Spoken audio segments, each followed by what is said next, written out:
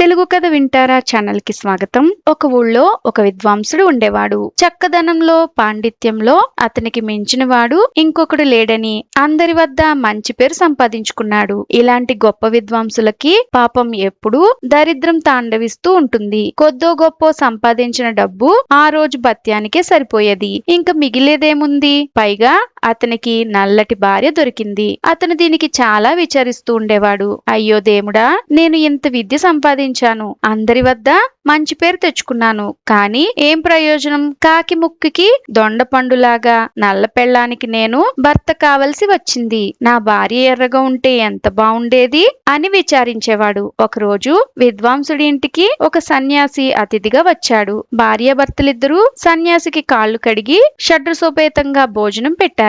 సన్యాసి భోజనం చేసి బయట అరుగు మీద కూర్చున్నాడు. అప్పుడు విద్వాంసుడు బయటికి వచ్చి సన్యాసికి వినయంగా నమస్కరించాడు. అతని భక్తికి సంతసించిన సన్యాసి తన వద్దనున్న 3 కొబ్బరికాయల్ని విద్వాంసుడి చేతికిచ్చి, నీవు ఏదైనా ఒక కోరిక తలుచుకుని ఒక కొబ్బరికాయను పగలగొట్టావంటే నువ్వు తలుచుకున్న కోరిక సిద్ధిస్తుంది. అలాంటి 3 కోరికలను ఈ 3 కొబ్బరికాయలు తీరుస్తాయి. వీటిని జాగ్రత్తగా ఉంచుకో అని చెప్పి సన్యాసి తన దారిని తాను వెళ్లిపోయాడు. విద్వాంసుడు కాయలను పుచ్చుకుని లోపలికెళ్లాడు. భార్యను పిలిచి, ఏమేవ్, ఈ కొబ్బరికాయల సంగతి నీకు తెలుసా? మనం ఏమైనా కోరుకుని ఈ కాయల్ని కొట్టామంటే మనం కోరుకున్న కోరిక నెరవేరుతుంది. నువ్వు నల్లగా ఉన్నావు కనుక ముందు నీకు ఎర్రటి శరీరం వచ్చేటట్టు తలుచుకుని ఒక కొబ్బరికాయను కొడతాను, నీకు ఇష్టమే కదా అని అడిగాడు. భార్య ఆ మాటకు ఒప్పుకోలేదు. ముందు మన సంసారం గట్టెక్కే మార్గం చూడండి. అదిగాక 3 కొబ్బరికాయలు ఉన్నాయి కదా, మొదటి కాయ మనం ధనవంతులం కావాలని, రెండో కాయ నేను ఎర్రగా మారాలని, మూడో కాయ ఇంకేమైనా కావాలని కొడితే బాగుంటుంది అని బదులు చెప్పింది. భార్య మాటలు విద్వాంసుడికి ఏమీ నచ్చలేదు. నీకేం మతిపోతోందా? ముందు నువ్వు ఎర్రగా అందగత్తవైతే తర్వాత మనం కోరుకునే వాటికి 2 కొబ్బరికాయలున్నాయి కదా, అంచేత నువ్వు ఇప్పుడు ఎర్రగా మారాలి అని విద్వాంసుడు తన మనసులో తలుచుకుని ఒక కొబ్బరికాయను టప్పీమని కొట్టాడు. ఎంత ఆశ్చర్యం! వెంటనే విద్వాంసుడి భార్య శరీరం నిమ్మ పండు లాంటి రంగుకు మారింది. విద్వాంసుడికి పట్టరాని సంతోషం కలిగింది.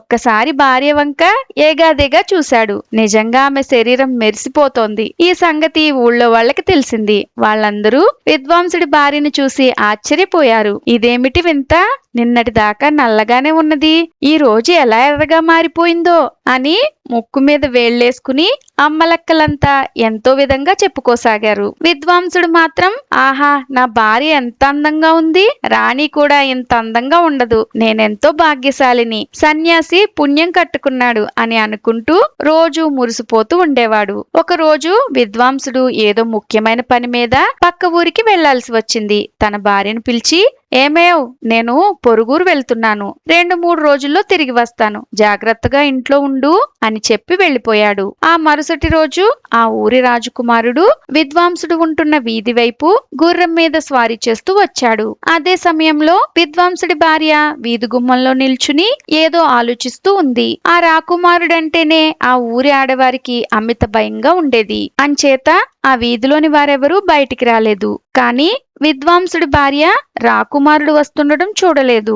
రాకుమారుడు సరిగ్గా ఆమె దగ్గరకు వచ్చి నిలబడ్డాడు. ఆమె అందాన్ని చూసి ముగ్ధుడయ్యాడు. రాజకుమారుణ్ణి చూసి విద్వాంసుడి భార్య భయంతో వణికిపోయింది. రాజకుమారుడు ఆమె చేతిని గట్టిగా పట్టుకుని, ఇదిగో నా అంతఃపురానికి రా, నిన్ను పెళ్లి చేసుకుంటాను అని బలవంతం చేశాడు. ఆమె రాజకుమారుడికి ఏమీ బదులు చెప్పలేదు.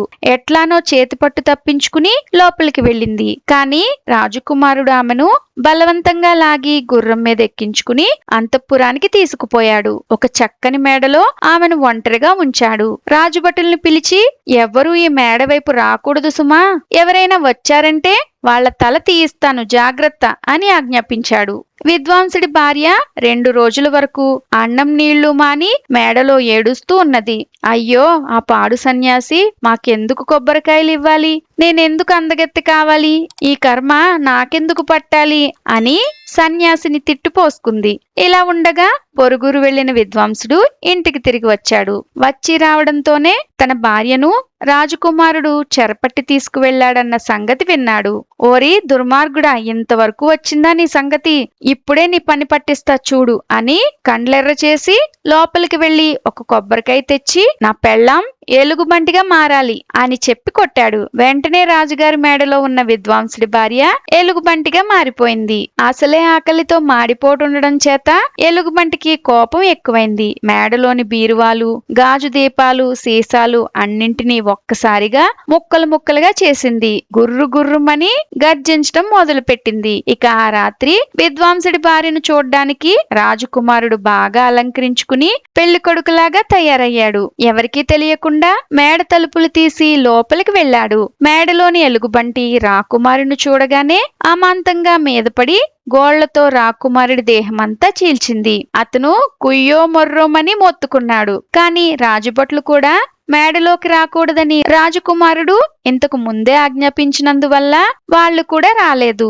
ఎలుగుబంటి మాత్రం రాజకుమారుని చీల్చి రక్తం బాగా జుర్రుకుని గుర్రు గుర్రుమంటూ గదిలో తిరుగుతున్నది. మామూలు ప్రకారం మేడను కాపలా కాయడానికి రాజుభట్లు వచ్చారు. వారికి గుర్రు గుర్రుమనే ఎలుగుబంటి శబ్దం వినిపించింది. వెంటనే వారు గది దగ్గరికి వెళ్లి చూశారు. ఇదేమిటి వింత, లోపలి ఎలుగుబంటే ఉందే అని వెర్రికేకలు పెట్టి లోపలకు వెళ్లారు. అక్కడ రాజకుమారుడు కూడా చచ్చిపడి ఉండడం చూసి భయపడ్డారు. ఎలుగుబంటి రాజుభటుల మీదకు ఉరికింది. కాని రాజుభటులు తప్పించుకుని ఒక్క పరుగులో అంతఃపురానికి చేరుకున్నారు. ఎలుగుబంటి మాత్రం వీధుల వెంబడి కేకలు పెడుతూ పరిగెత్తసాగింది. దారిన వెళ్లే పిల్లల్ని, పెద్దవాళ్లని కూడా గోళ్లతో చీలుస్తూ పెద్ద గందరగోళం చేస్తూ విద్వాంసుడి ఇంటి దగ్గరికి వచ్చింది. ఎలుగుబంటిని చూసి విద్వాంసుడికి విచారం వేసింది. అయ్యో, నా భార్యకి ఎంత అవస్థ పట్టింది.